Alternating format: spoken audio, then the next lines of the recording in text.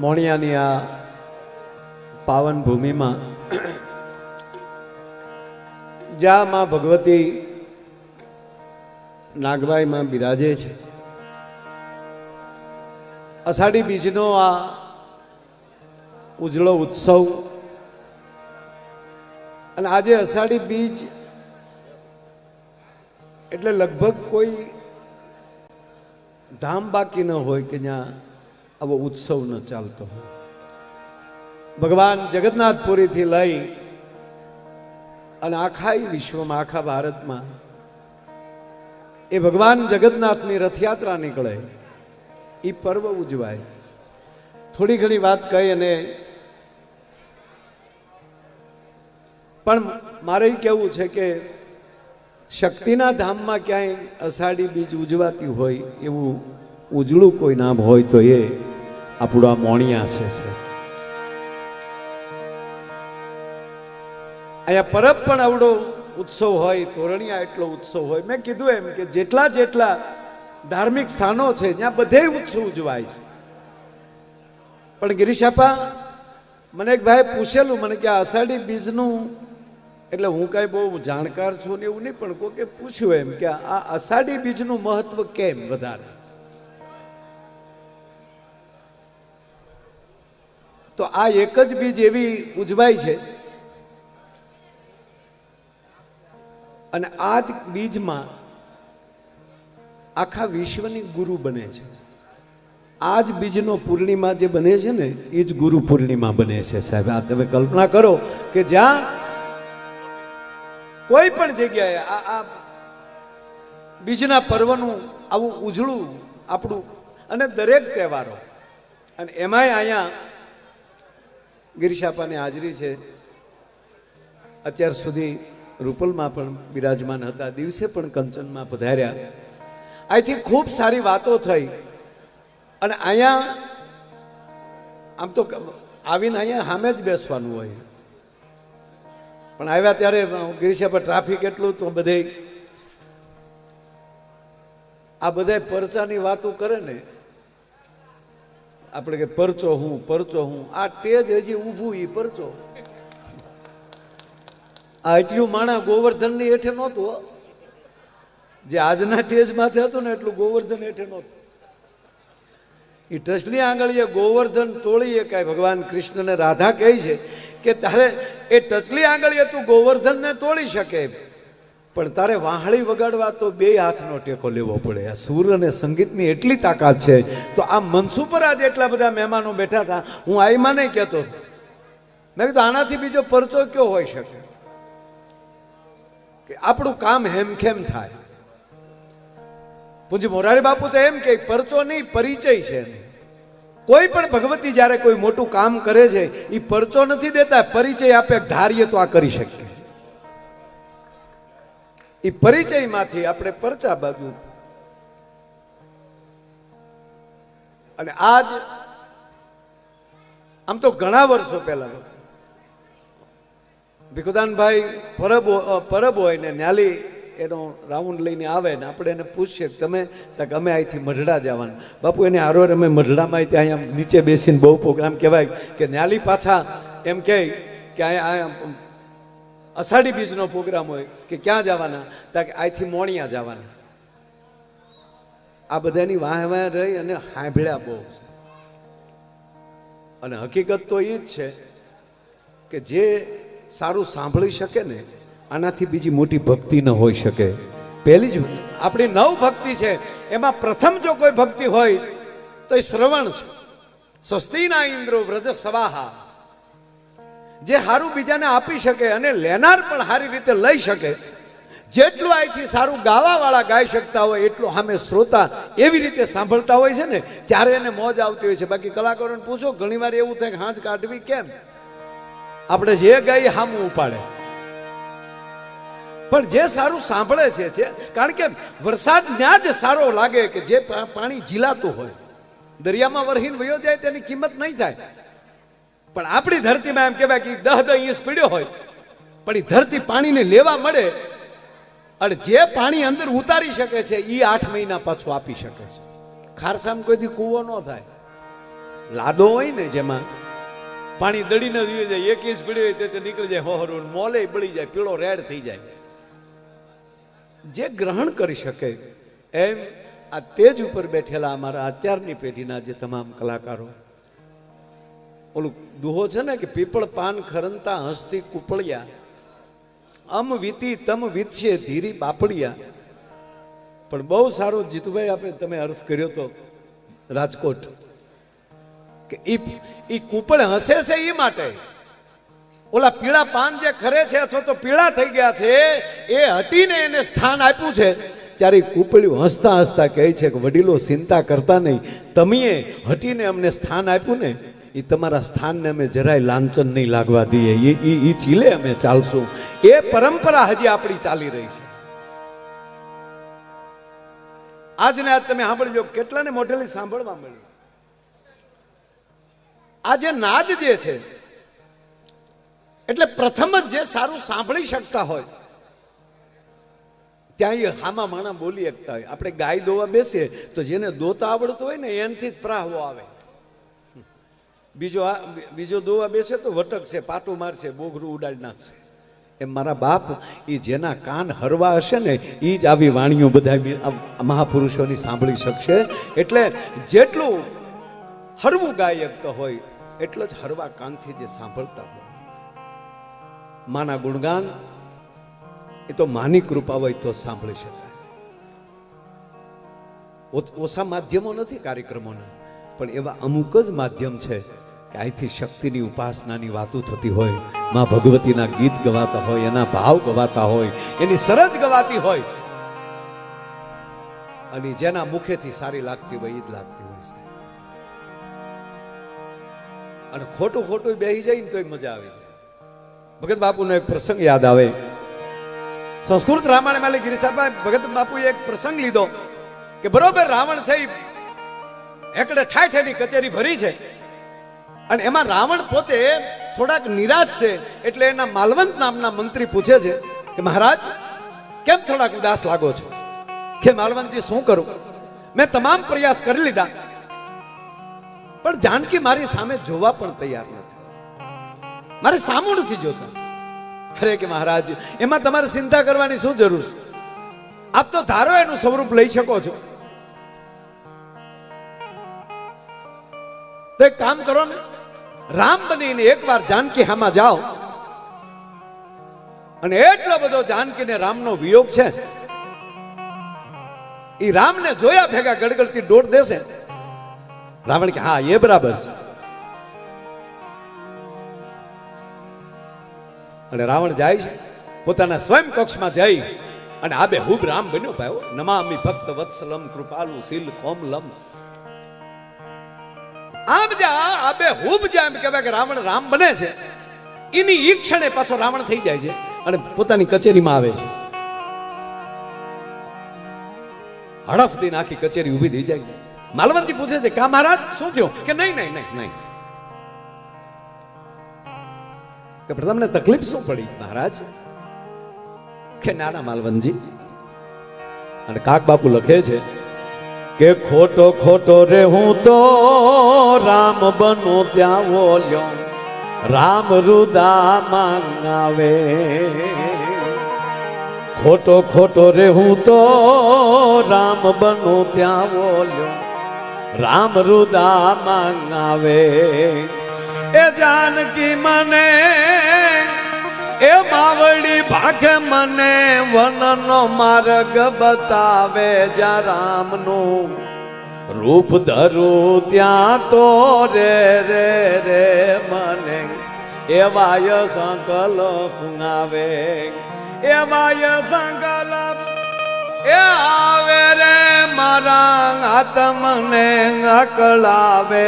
જા રામનું રૂપ ધરું ત્યાં તો રે રે રે મને એવાય સંકલ્પ આવે.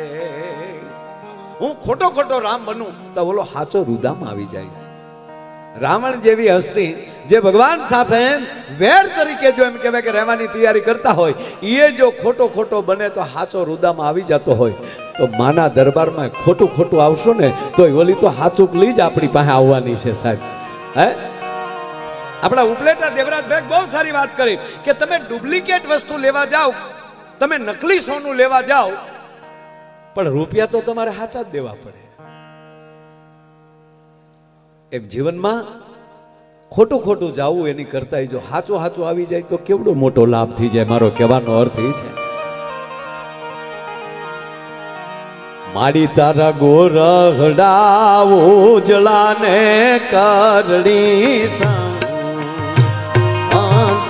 રે, માડી તારા ગોરહડા ઉજળાને કરડી શાંતની રે, માડી તારા વલોણા ભૂગવે રે પેલે ઓર રે મછરાળી મોગ,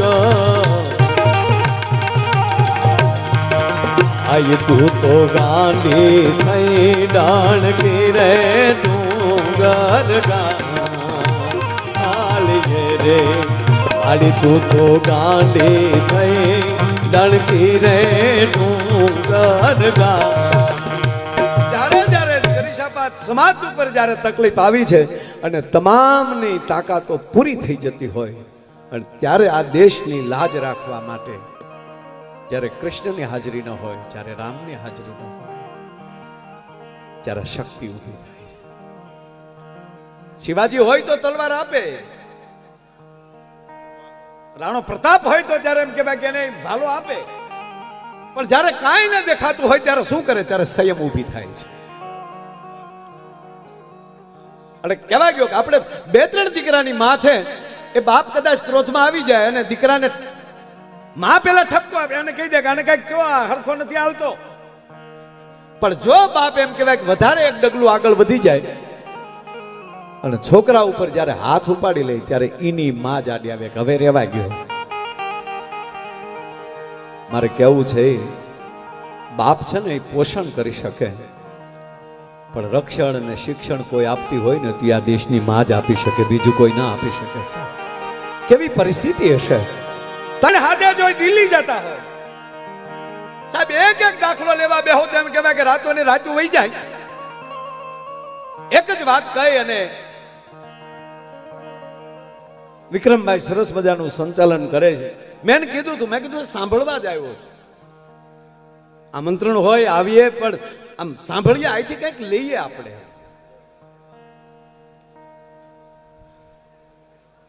જીતુભાઈને સાંભળીએ ને તો 2 પેઢી સાંભળતા એવું લાગે, દાદે દેખાય. આને સાંભળીએ તો એના દાદા યાદ આવે. આજે પરંપરા પકડીને બેઠા છે. મને તો આ બધા મિત્રો એને સાંભળતા સાંભળતા મને કે તમે સારું બોલો છો, ચાલુ કરી ગયું.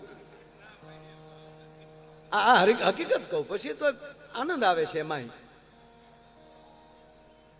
મેરાણભાઈ ને ખબર છે, હું નહોતો બોલતો ત્યારથી એને ખૂબ સાંભળ્યા. તો ગામધણી માણસ, આમાં કોઈ વ્યવસાય કરી શકે એવી વ્યક્તિઓ છે જ નહીં. ભગવાનની ખૂબ, માં ભગવતીની ખૂબ કૃપા છે, અને કૃપા હોય તો જ એને કહીએ કે ને કે હાથી લઈને આવ્યા છે, 10 ગામ ભાષા આપી ગયો. આપણે હાથી ઉપર હારા ન લાગી. આ તો કહેવાનો મતલબ, અરે રાણા જગાની ફોજ નીકળે અને રાણા જગાની ફોજ ને જોઈ અને બાળકો એમ કે બાકી ચારણના નેહડે દોડતા દોડતા આવીને એટલું કહે કે આપા હા હમણાં અહીંથી કોઈ રાજાની ફોજ હાલી જાય છે. અમે કેડાને કાંઠે ઉભા થા, એમાં એમણે અમને બિચારા કીધા. કે બિચારા કીધા અમને કે આ બિચારા કોણ છોકરા હશે? આ કેમ?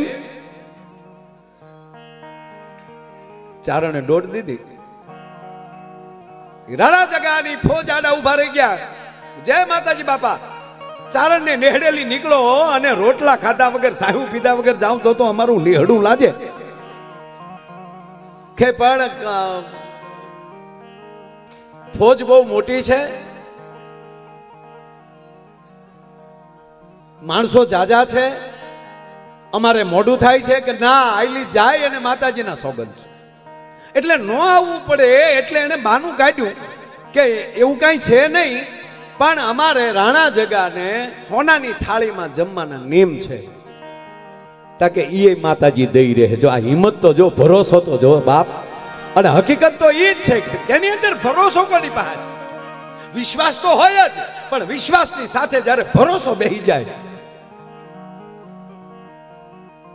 અને અંદર ભરોસો બીજો શું ખબર, મારા માટે માગું તો તકલીફ છે ને, મારે તો માં તારા સ્વરૂપ મોળા ન હોય ઈ સાબિત જગતના ચોકમાં કરવું છે, એટલે માગું છું. મીરા કહે છે ઝેર પી જાવ, મરી જાવ તો મને કોઈ વાંધો નથી, પણ લાજ તારી જાય. નરસિંહ તો એમ કહે છે કે હવારે કદાચ તું હાર ના આપી જા અને મને માંડલિક મારી નાખે તો મને કોઈ વાંધો નથી, પણ લાજ તારી જાય.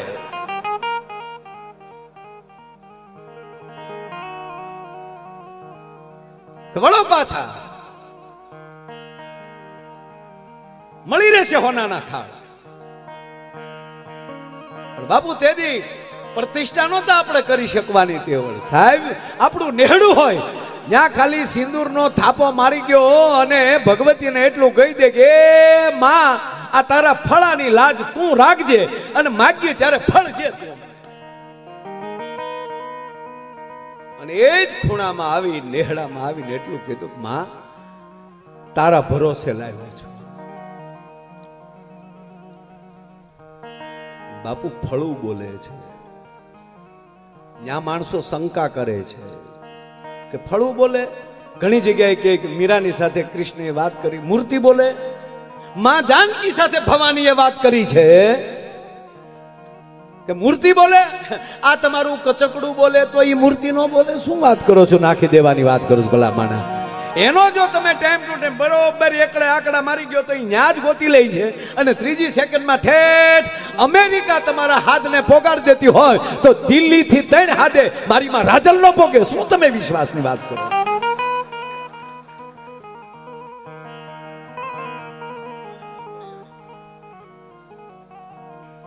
અમારો દાદો મોકાતા ચારણ કુંચાલા હુંડલો ભરીને ફળાના ઘા કર્યા દરિયામાં કે હવે જે હામા પૂરે આવે ઈ મારી માં. અને બાપુ એ નદીમાં જોઈ ફળું હેરડા પાડતો આવતું હોય મોકળા મનથી. સાહેબ કેટલાક પુરાવા દેવા દુનિયાને, પણ જેને જેને હગા બાપનું નથી માનવું હોય આપણું હેના માને? આમ થોડું હોય ન હોય ન હોય લે અમને દેખાડે તો તને ન દેખાડે ભાઈ. એના માટે માળા લઈ લઈને મરી જવું પડે. અને એ આપણા માટે ન આવે, આપણા સ્વાર્થ માટે ન આવે, જગત કલ્યાણ માટે આવે. જેથી પદ પડે ને સાહેબ, એક બાજુ આખી દુનિયા હરાવવાની કોશિશ કરતા હોય એની હોહરવા ટેસ્ટ થી હાલ્યા જાઓ, તેથી માની લેજો કે આમાં કાંઈક દેવી શક્તિ છે, બીજું કોઈ ન કરી શકે. આ નરું સત્ય. ખૂણાવાળી અવાજ આવે, ચારણ થોડોક આગળ વયો જા અને ત્યાં ખાખરાનું ઝાડ છે એની ડાળ હલાવજે. એમ ન સમજતો કે ખાખરાના પાન ખરે છે. અને બાપુ હોનાની થાળીઓ ખર્યું થઈ જાય. અને રાણા જગાને આખી ફૌજને આ વરુડી કુરડીમાં કટક જમાડતી હોય. અને એ જ ફિલ્મનો રોલ પાછા ઉપેન્દ્રભાઈ ત્રિવેદી કરે. અને એ જ ફિલ્મનો શૂટિંગની અંદર સાહેબ વર્ષો પહેલાની વાત, 82ની આજુબાજુની ઘટના, કે ત્યારે આવું એડિટિંગ હતું નહીં, આવું કોમ્પ્યુટર હતા નહીં. અને રાહ નવગણ ફિલ્મનું શૂટિંગ ચાલે. એમાં આઈ વરુડી નવઘણના ભાલાના નોક ઉપર કાળીદેવ ચકલી થઈને બેસવાનો સીન લેવાનો. હવે ત્યારે એડિટિંગ કરવું કેમ? રમકડાની મૂકવી તો પછી ઉડતી ઉડતી આવતી હોય ને ભાલાની નોક ઉપર બેસે, એ બધું ભેગું કરવું કેમ? સાહેબ આ દેશનો એક અભિનેતા એ એમ કે એના પ્રોડ્યુસરને કે મને 15 દી આપો, 15 દી સુધી શૂટિંગ બંધ રાખો સાહેબ. અરે કે ઉપેન્દ્રભાઈ, એટલા બધા માણસોના અહીંયા રોજની મજૂરી ચડે છે, આખો સેટ તૈયાર છે, કે નહીં મને 15 દી આપો. અને એ કલાકાર સાહેબ આઈને થડે જાય અને માં વરુડીને એટલું કે માં મારે કોઈ બીજું સાબિત નથી કરવું. માણસો શંકા કરે છે કે આવી રીતે એને દરિયામાં કેળા પાડ્યા હશે. 15 દિવસનું તારું અનુષ્ઠાન કરું અને પછી મારું શૂટિંગ ચાલુ કરું ને પછી તું કાળીદેવ સકલી થી મારા ભાલાની નોકે આવી, મારે નવઘણ બનવાનું છે. અને જો કાળીદેવ ચકલી થી તું ન આવ્યું તો આ ફિલ્મ અહીંયા પૂરું. પ્રોડ્યુસરને કે જે તારો ખર્ચો થયો એ બધું હું આપી દઈ, પણ પછી શૂટિંગ કરવાનું થતું નથી. અને હજી તમે એક ક્લિપ જોઈ લેજો સાહેબ, જૂના ઉપેન્દ્રભાઈ નું રા નવઘણ. એ 15 દિનનું અનુષ્ઠાન ઉપેન્દ્રભાઈના ખુદ મુખેથી આ કાને આ વાત સાંભળી છે અને આપને વાત કરું છું.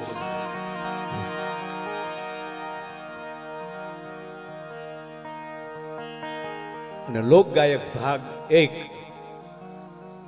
એના ફાઇનલ એપિસોડમાં ઉપેન્દ્રભાઈની હાજરી હતી અને અમે બધાએ એને પાછી વાત કરી કે ઉપેન્દ્રભાઈ તમે એકવાર અમને વાત કરી હતી, એ આ જગતના ચોકમાં કયો તો TV9 ના માધ્યમથી આખી દુનિયા સાંભળે. ઉપેન્દ્રભાઈએ એ વાત ત્યારે ત્યાં પણ કરી હતી.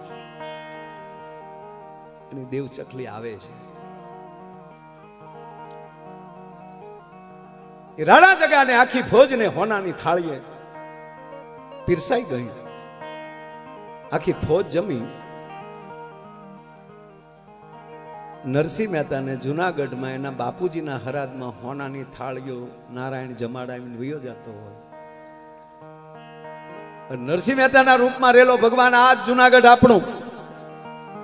અને એને એમ કીધું બાપા આ તમારા હવના ભૂદેવો વાસણ લેતા જજો. અને હવે કેમ તેદી પછડીઓમાં બાંધ્યા થશે. એમાં દેશના ચારણે તેદી ગાંડી ગીરમાં એટલું કીધું હતું આખી ફોજને કે બાપા જે જના છો ને એ હોનાની થાળીઓ હોવ હારે લેતા જજો, કારણ કે તમારા એઠા ધોવે ને એવો બિચારો કોઈ આ નિહડામાં નથી. મારો કહેવાનો શું છે, જ્યાં શ્રદ્ધા છે, જ્યાં ભરોસો છે સાહેબ. અને મારે કેવું હોય તો એટલું કહી શકું કે આ ધામ એક એવું છે, સમરસતાનો આથી મોટો બીજો પર્યાય ન હોઈ શકે. કોઈ બીજી વાતો કરતા હોય ને જોઈ જાઓ, અહીંયા એક જ મંદિરમાં અનુસૂચિત જાતિ હોય તોય ભલે અને શ્રીમંત હોય તોય ભલે, એ એક જ મંદિરમાં એમ કહેવાય કે એની સ્થાપના થતી હોય. આવું સમરસતાનો બીજો દાખલો લેવા ક્યાં જાવો? અહીંયા હિન્દુ આવે અને મુસલમાને, કારણ કે માની આગળ તો બીજું કોઈ બધાને માં તો હોય જ. ભગવાન નારાયણ એમ કહેતા કે અર્જુન કાલ દાદો ભીષ્મ આવે છે અને તારી પાસે એક રાત છે, હવે તું માને ચરણે વયો જા. અને ઇસ્લામ પણ એમ જ કહે કે તુજે જન્નત ચાહીએ તો અમ્મા જાન કે કદમો મેં ચલે જા. માથી મોટું આ દુનિયામાં કોઈ છે જ નહીં. અને એવી જ્યારે અહીંયા માં ભગવતી નાગબાઈ માં બિરાજે છે, અષાઢી બીજની આવી રૂડી રઢિયાળી રાત. મેરાણભાઈ એક જ કડી ગાય, પણ આપણા હટાણા રોજ જો આવી રીતે શક્તિને આંગણે થઈ જાય ને, બાપુ જ્યારે મઢડાય તો હું ખૂબ આવ્યો છું. જ્યાં આવીએ ને આપણે આનંદ આવે. એટલે ત્રીજી વાત, જો બાળકનો જન્મ માં દઈ ને એ 7-8 મહિનાનું કે વરદીનું થાય ત્યાં સુધી એને પૂરો પરિચય ન હોય. પરિચય તો પછી એ સમજણા જેવો થાય ત્યારે માં એમ કે આને કાકા કહેવાય, આ તારા પપ્પા છે. આ ઘણા આપણને એમ કહે ને સાબિત કરી ગયો આ બધું હોય, એટલે આ ગાંડા સાબિત કરવા જઈએ ને તો આપણા જ માવતર એમ કહી દે તું અમને જડ્યો તો તમારી પાસે સાબુતી હું લેવા જાવી કયો હાલો. અને હકીકત ફાકો વયો જાય બધું. હજુ આપણે આખું ઘર, મારું નામ માયાભાઈ છે બરોબર, પણ આખું ઘર આ ભેગું થઈને એમ કહી દે કે ભાઈ અમે તો ખોટું તારું નામ માયોભાઈ પાડ્યું તો હવે તું કોણ છો ગોત લે. માં સિવાય કોઈ ના ગોતી શકે.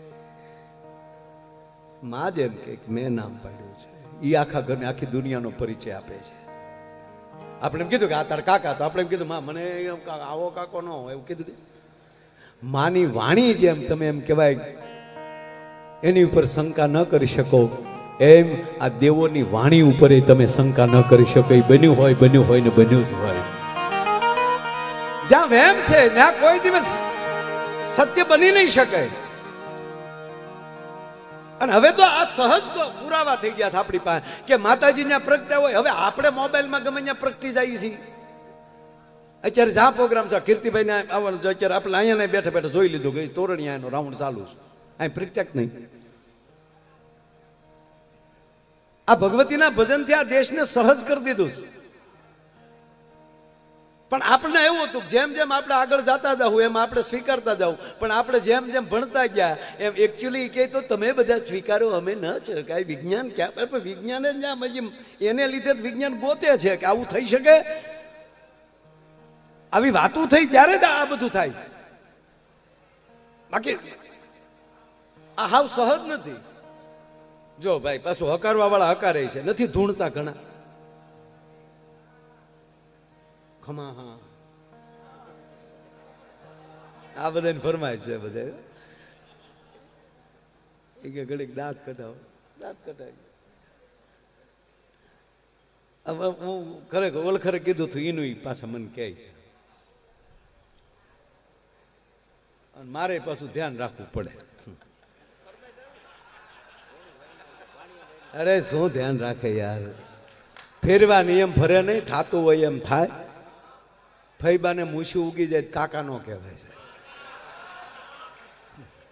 એ થાતું હોય થવાનું છે.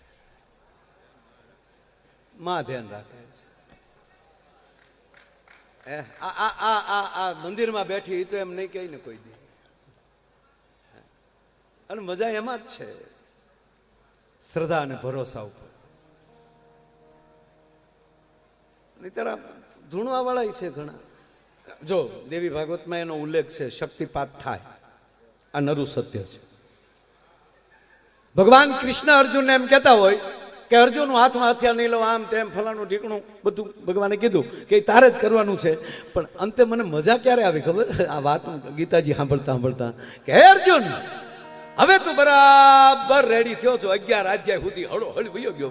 અને જયારે ભગવાને વિરાટ ધારણ કરી અને ભગવાને જયારે દેખાડ્યું ત્યારે એને છેલ્લું અર્જુને કીધું કે હે મારા બાપ, અવડો મોટો તું છો એ તો મને આજ ખબર પડે છે. હવે તને પ્રાર્થના કેમ કરવી એ મને નથી ખબર પડતી. તું તમામ પ્રકારના મારી પ્રાર્થના સ્વીકાર લે છે.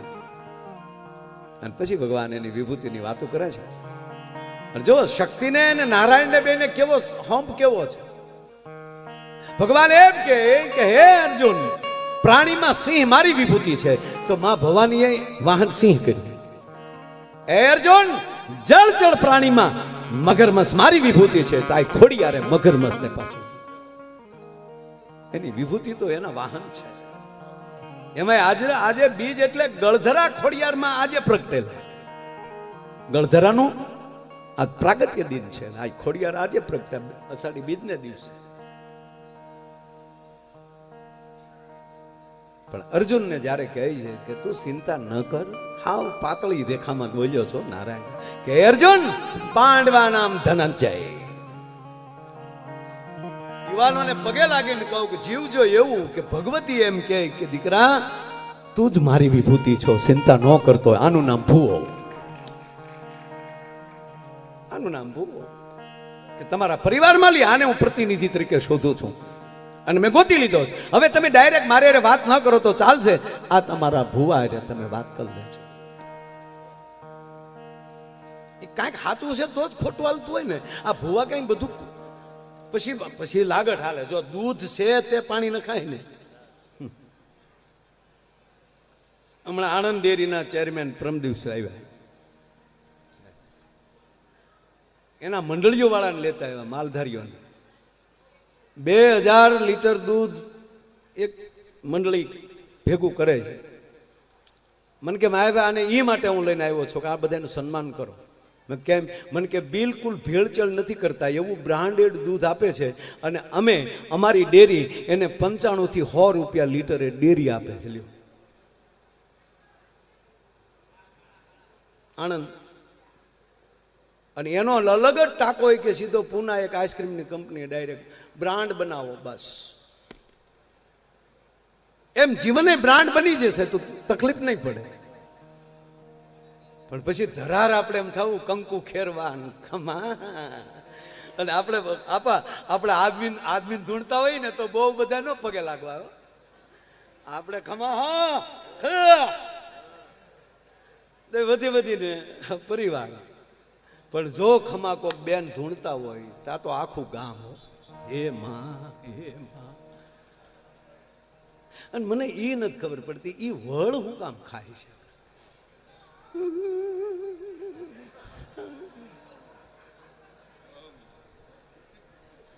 અને લગભગ માર નથી કેવું કઈ. એક જગ્યાએ મેં જોયેલું છે આ એટલા ધૂણે આખું ગામ પગે લાગે હે માં હે માં. પણ મુંજાય કોણ? એનો ઈ આખું ગામ કે હે માં. પણ ક્યાં ગયા દાદુભાઈ? દાદુ બાપુ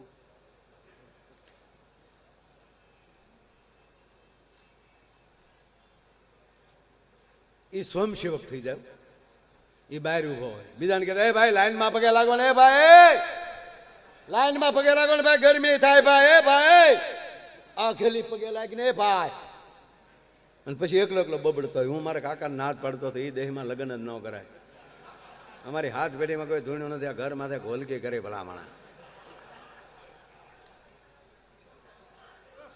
એ બધા પગે લાગીને ગામ વયું ગયું. છેલ્લે આ ભાઈ હતો એના અંગત મિત્રો હતા એ આવીને એ પગે લાગ્યા. એ પગે લાગીને ઓલો ભાઈ ઉભો થયો ત્યાં ગયા ને ગુપ્ત મીટિંગ થઈ. હા એક ગામમાં સરપંચની ચૂંટણી આવી ને તે 40 જણાએ ફોર્મ ભર્યા. પત્રકાર મિત્રો અનકભાઈ બધા બેઠા છે, મહાવીરભાઈ રાજુલાથી બધા 40 જણાએ ફોર્મ ભર્યા. અને પછી વડીલોએ કીધું કે ગ્રામ પંચાયત બોલાય બધાને કહો એ હું આ તમે આ ગામમાં થયા હું આ ગોકીરો કર્યો 40 જણા ફોર્મ ભરો દાદા કે ઊભું રહેવું છે. ગામના વડીલોએ કીધું ચૂંટણી નથી કરવી બિનહરીફ કરવી છે. તો પણ આ 40 જણાની છે તો 40 જણા રૂમમાં બેસવાલો રૂમમાં બેસાડ્યા. એમાં ચકલી નીકળી હતી. એમાં એનું નાનું એવું પીછું ખર્યું. ચકલીનું તો આમ પતલું એવું પીછું હોય ને હા એ વડીલોને ચકલીએ મદદ કરી. બોલો એ પીછું હાથમાં લઈને કીધું કે આ પીછું અમે ઉડાડીએ જેના માથામાં પીછું પડે એ સરપંચ. એમ કરીને આમ ઉડાડ્યું.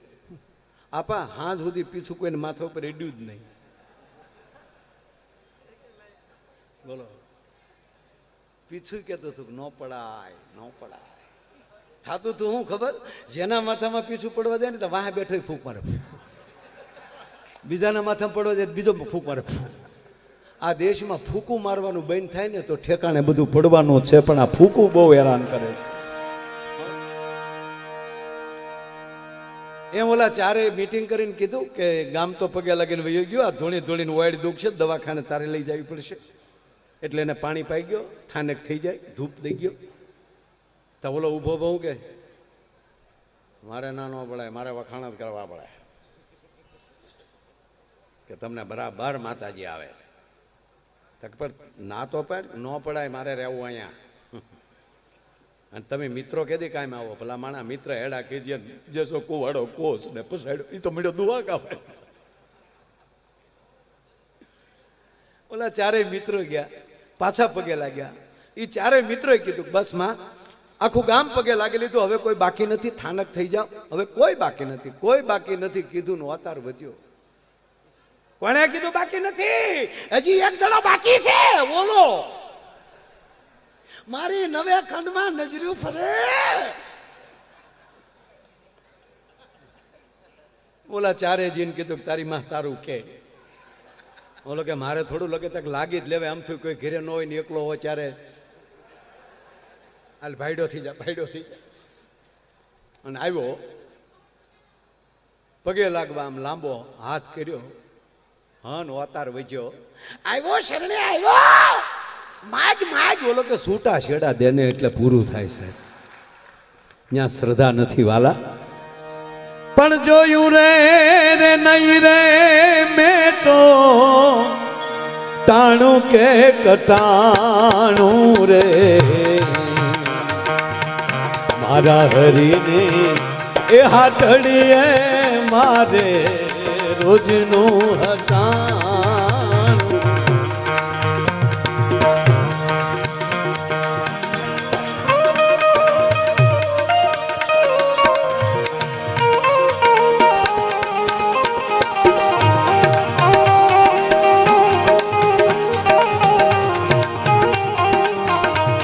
એક જ મિનિટમાં પૂરું કરવું છે પણ આપા યાદ આવે અમે નાના હતા 4-5 વર્ષના હશું. ઘરે સૂતા હોય ને સવારમાં જાગી જાય ને તો સવારના પોરમાં શેરીમાં આવા વડીલો નીકળતા અને હું સાંભળવા મળતું ખબર, શ્રી રામ જય રામ જય જય રામ, શ્રી રામ જય રામ જય જય રામ. પ્રભાત ફેરી નીકળતી હતી સવારમાં. જ્યાં હેરી પૂરી થાય ત્યાંથી પાછા વળે. એ શ્રી રામ જય રામ જય જય રામ, શ્રી રામ જય રામ જય જય રામ.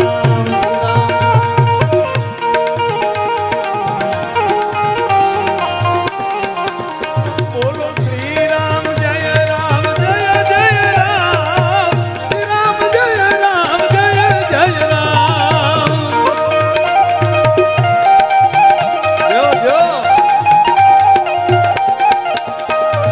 श्री राम जय राम जय जय राम, श्री राम जय राम जय जय राम.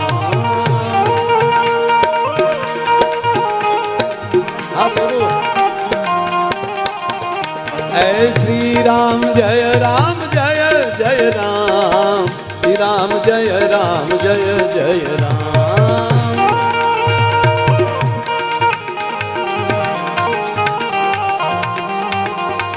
बोलो श्री राम जय राम जय जय राम, श्री राम जय राम जय जय राम.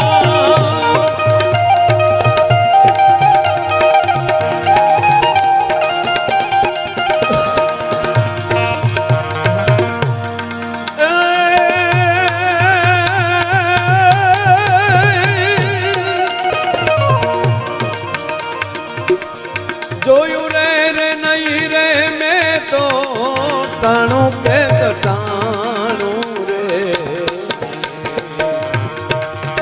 મારા હરીની એ હાથડીએ મારે રોજનું હટાણું. મારા હરીને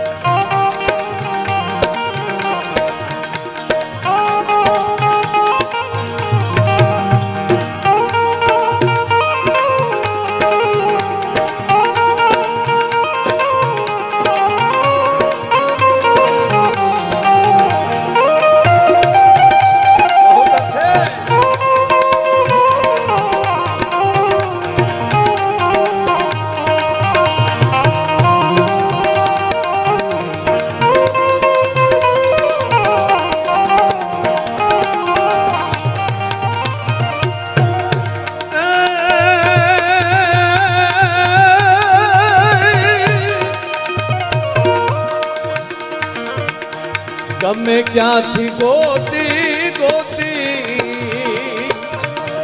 હસલાને આપે મોતી.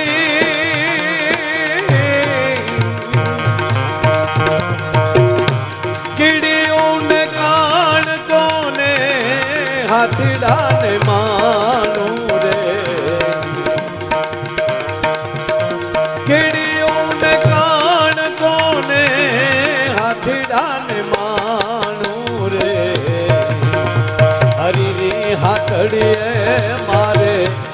રોજનું હટાણું હરિની હાથડીએ મારે રોજનું હટાણું હરિની હાથડીએ મારે રોજનું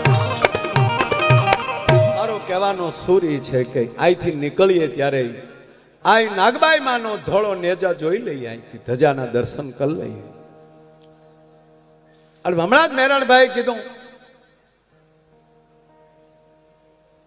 કે માં હિમાળા બાજુ અમુકે દેખાવા નથી દીધું. બાપુ ગરબે રમીને વયા ગયા, પણ ગયા તો હેમાળે, કારણ કે હેમાળેથી તો આવી છે સાહેબ. જ્યાંથી આવી હોય ત્યાં જાય ને. શક્તિનું કેન્દ્ર કોઈ હોય તો શિવ અને શક્તિ છે. અને એ ભગવતીને જ્યારે અવતરવું હોય, નારાયણે અવતાર ગમે ત્યાં લીધા છે. ભગવાન રામથી આવ્યા છે, ભગવાન કૃષ્ણથી આવ્યા છે, પણ જ્યારે શક્તિએ ડાયરેક્ટ અવતાર લીધો છે. હા, લક્ષ્મી નારાયણ સાથે આવે, પણ પરમ શક્તિ પરાશક્તિ જ્યારે આવે છે ત્યારે હું ગૌરવથી ગમે ત્યારે કહું છું કે શક્તિ જ્યારે અતૃક્ષ થઈ અને પૂછતી હશે કે મારે અવતરવું છે, જેમ ગંગાને જ્યારે આવવું છે. બાપુ ગંગા જે છે ને એ તો ભગવાન વિષ્ણુના પગના અંગૂઠાની પ્રસાદી છે. માં ભગવતી ગંગા પતિત પાવની છે. માથેલી પંખીનું ઉતરે અને એનો પડસાયો પડે તો એ પાવન થાય. એ નારાયણના પગમાંથી અંગૂઠામાંથી બ્રહ્માજી જ્યારે 3.5 ડગલામાં એમ કહેવાય પૃથ્વીને બ્રહ્માંડને એક ડગલામાં બધું જ્યારે માપતા હતા બલિની સામે, ત્યારે જે બ્રહ્મલોકમાલી જે નારાયણ જાડે એમ કહેવાય વામનમાલી વિરાટ બન્યો, અને ત્યારે બ્રહ્મલોકમાલી આમ જ્યાં પગ નીકળ્યો ને બ્રહ્માજી જોઈ ગયા અને એના કમંડળમાં અંગૂઠો ધોઈ લીધો. અને કમંડળમાલી પછી નીચે આવવાનું હતું ભગીરથ રાજાના તપથી, અને ત્યારે શિવની જટા જોઈ હતી. પણ જાણે ચારણત્વ ઉતરતું હોય ને, ઝીલવું હોય તો એ ચારણ જ ઝીલી શકે, જગત ન ઝીલી શકે. તમારે જ્યાં લખવું એટલે કાક બાપુએ લખ્યું કે કાગે બ્રહ્મલોક છોડ્યો અને આ બધા પતિત્વન કાજે રે એ જી અમે હિમાલયથી દેવું પડતી મેલી રે એ ઝીલનારા કોઈ નો મળ્યા રે જી. પણ જ્યારે શક્તિને અવતરવું હોય ત્યારે આ દેશના ચારણોએ કીધું હતું કે એમાં તું જો જન્મ લેતી હો તો ખોરડું ખોળિયું બે દેવા માટે તૈયાર છે. તમે પધારો અને જગતનું કલ્યાણ કરો. એવી માં ભગવતી નાગબાઈ માના દરબારમાં આવીને અહીંયા ખાલી માથું ટેકાવા મળી જાય, એની રજ આપણને મળી જાય તોય આપણો બેડો પાર થાય. એવી ભગવતીના દરબારમાં મને આવવાનો અવસર મળ્યો, કારણ કે આ ગિરનારનું ચક્ર છે. આ એ વાયુ ચક્રની અંદર આપણે આવી જઈએ ને તોય આપણો બેડો પાર થઈ જાય. આપ બધાએ મને શાંતિથી સાંભળ્યો, મને ભગવતી એટલું બોલવાનો અવસર આપ્યો. અને હવે હું હરેશદાનભાઈને વિનંતી કરું કાંઈ લાંબુ કર્યા વગર કે મારા બાપ આપ આવો અને એમને જે આનંદ આવે એવી રૂડી કાંઈ વાતો, રૂડા માના ભાવ, એવું ચારણી સાહિત્યના પ્રખર કોઈ જો વક્તા હોય એમાંનું કોઈ એક નામ એટલે હરેશદાનભાઈ સુરુ. તાળીઓના ગગડાટથી વધાવી ભાઈ શ્રી હરેશદાનભાઈ સુરુ.